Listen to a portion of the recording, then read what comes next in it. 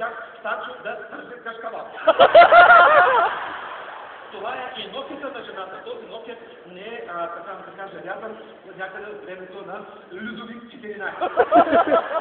Самият Станчо пък е с десния си крак, защото току-що убит мамут, докато последният ловко подрипва касичката на детето си Коста. Кой са ловко дете Коста? Виждаме са ловко дете Коста. Това е ясно да се изразено в ловко-политически ремесар. Коста е с предпателство сега, който изпълнява по обясняването на младата. Също така, самото дете е нахапало от попка шива кайма. Също е по утвърдение стандарт Стара планина, която кайма символизира неговата мъжка сила, полова зрялост, неговата сексуална мощ, въпреки че момчета вече на 94 години той е полова кондиция. Тук се виждат жените, които момчето е уморил по време на секс. Не мога да не отбележа и този много интересен момент. Това са разхвърляни сателитни жени, които се